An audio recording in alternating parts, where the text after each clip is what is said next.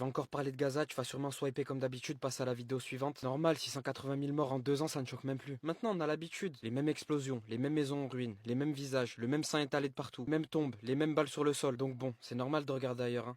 Sérieusement, selon les calculs, depuis le 7 octobre, plus de 680 000 Gazaouis ont été tués. Dans ce chiffre-là, on compte plus de 380 000 enfants de moins de 5 ans. À toutes ces personnes-là, on a pris leur humanité et leur dignité. On les a traités comme des objets, les bombarder, les humilier, les ver, encore et encore. Puis, bam, tués. Pourtant, dans ce chiffre-là, il n'y a aucun combattant. On parle de chiffres abstraits, d'enfants qui n'ont même pas appris à parler. Donc bon, 680 000 morts quand ça se passe loin, ça finit par devenir normal. Ça, c'est ce que j'aurais dit si j'avais aucune cervelle et aucune humanité. Maintenant, j'ai de l'humanité, j'ai un cerveau. Si tu veux être comme les personnes sans cervelle, tu peux swiper. J'ai juste parlé de Gaza de façon. Comme d'habitude, je parle des peuples qui sont opprimés, donc je t'invite à t'abonner. Aussi à partager un maximum et à commenter. Merci à toutes les personnes qui le feront. Encore une fois, je sais que je serai pas mis à l'avant par l'application, mais c'est pas grave. Au moment que tu vois cette vidéo, c'est l'essentiel. Surtout, n'oublie jamais ce qui tue plus que les balles, c'est le silence. Et se taire, c'est déjà être complice.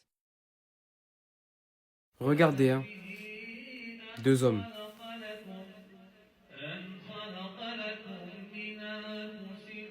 C'est une dinguerie. Donc là, on voit deux hommes se marier en direct et personne dit rien. Ça, c'est ce que j'avais dit si j'avais été un gars qui voulait des stats. La vidéo que vous venez de voir, c'est tout simplement deux frères qui se marient le même jour et c'est une tradition au Maroc. Donc du coup, là, il y a deux frères qui sont mariés respectivement à deux épouses. Maintenant, analysons le snap. Ça a mis le filtre Tanger Maroc en bas pour faire de la fitna. Et pour faire des stats, regardez le titre.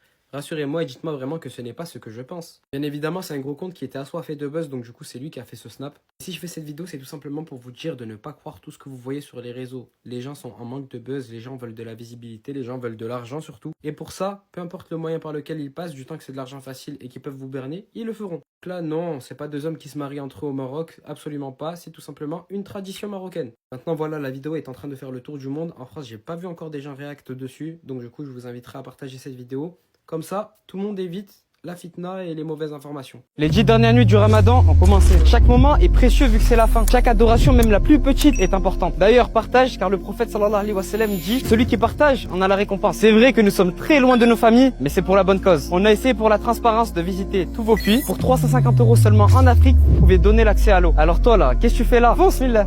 Je vais broyer ma fille si elle me dit qu'elle a un petit copain. Je vais te briser. Ton petit copain, je vais le tuer. Comme s'il avait mon âge. Que des tartes, comme s'il avait mon âge. Poto, déjà, je m'adresse à ton copain. Qu'est-ce que tu fais avec ma fille?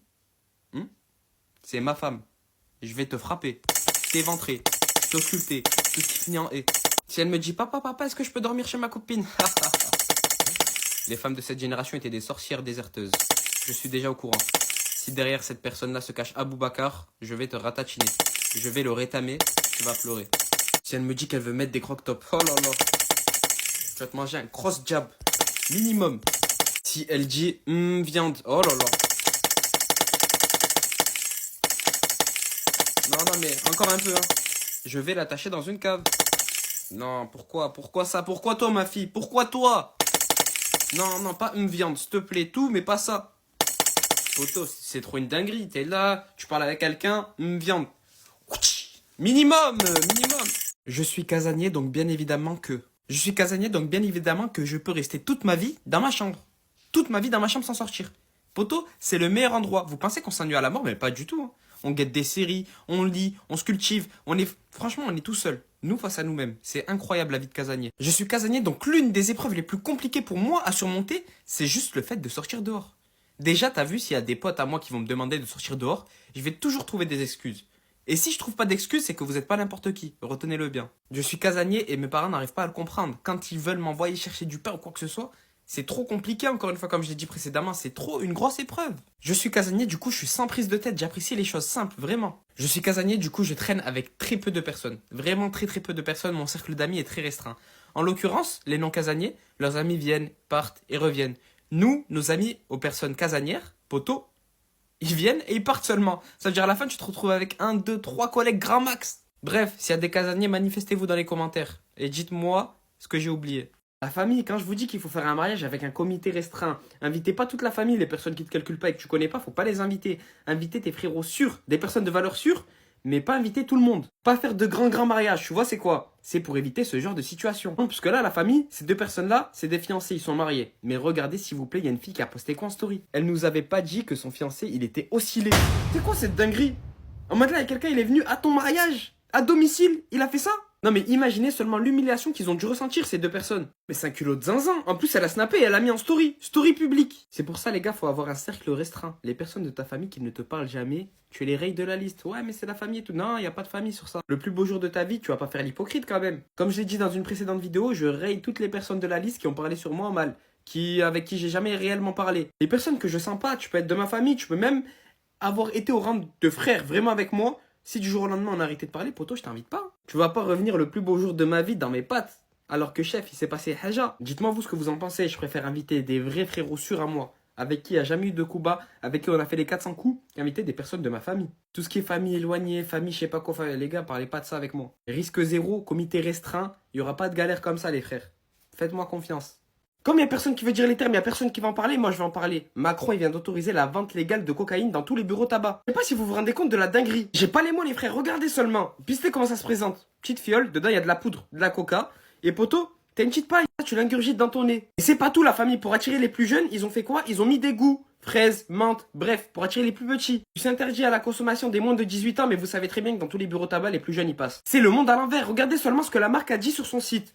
Est-ce que Sniffy est légal? Une poudre blanche qu'on inhale par le nez, bien que cela puisse évoquer le plaisir interdit, c'est totalement conforme à la loi. Et vous vous posez pas de questions. Les gars, ça va faire comme les puffs. Ça va faire des trends TikTok. Tu vas avoir des petits demain avec de la poudre et des pailles dans leur poche. Je vais vous expliquer le processus de cette poudre pour que vous vous mettez en tête que c'est une dinguerie et vous faire ouvrir les yeux. Tu vas te dire, vas-y, je vais prendre de cette poudre pour avoir un coup de boost. Tu vas aspirer cette poudre par la voie nasale. Elle va rentrer dans ta circulation sanguine, puis par la suite pour atteindre le cerveau. Non mais ouvrez vos yeux les gars, ouvrez vos yeux s'il vous plaît, la famille. Ça va impacter votre cerveau les gars. Déjà que quand la cigarette ça impacte le poumon, c'est une dinguerie. Donc là imaginez si seulement cette poudre là impacte votre cerveau. Parce qu'il y a énormément de risques et de conséquences là. L'usage de cette poudre là qui est malheureusement légalisée, poto, ça peut avoir des effets irréversibles tels que une crise cardiaque. Ou alors d'autres effets assez importants tels que une dépendance à cette poudre là. Donc la famille, faites passer ce message. N'achetez pas ce produit. Il y a des petits frères et des petites sœurs qui nous regardent. Les gars, vos cerveaux ne sont toujours pas formés. N'achetez pas ça. Ça va tout dérégler dans votre tête. Donc je vous fais confiance. N'achetez pas ça et faites passer ce message. Quand même une dinguerie de légaliser ça. Hein. Oui, dites-moi aussi ce que vous en pensez dans les commentaires. Dites-moi d'autres effets que j'ai oublié de citer aussi.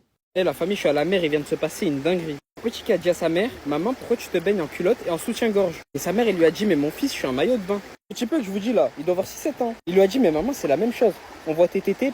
Bon, les gars, c'est un petit peu, il parle français. Tu sais, quand t'es petit, les premiers mots qui te viennent à la tête, tu les lâches. Tu vas pas réfléchir avant de parler. Et elle a dit, ben maman, on voit tes tétés, pareil, en soutif, qu'un maillot de bain. Il lui a dit, pour moi, c'est la même chose. Et il lui a dit, dans ce cas-là, moi, la prochaine fois, je vais en caleçon à la place de venir en maillot de bain. Vous savez, ça m'a fait cogiter sur quoi? Sur le débat qu'il y a eu il y a pas longtemps sur les réseaux. J'ai eu la vision, les gars. Je vous jure, ce type, il m'a donné la vision. Enfin, en mode, pour moi, c'était déjà la même chose.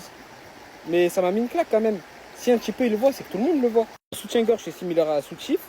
C'est comme si t'étais en sous-vêtement. En mode, quand t'es dans l'eau, ça te gêne pas. Pour toi, t'as de la pudeur et tout quand t'as un soutien-gorge et maillot. Mais quand t'es sur terre et que t'es en culotte, ben t'as pas de pudeur.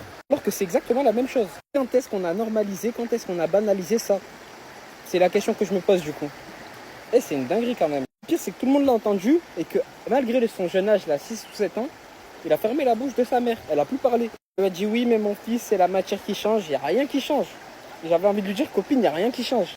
La famille, j'ai besoin que cette vidéo fasse 500 000 likes. Je sais que c'est énorme, mais j'ai pris 2 billets pour moi ainsi que ma soeur. Faire 4 pays.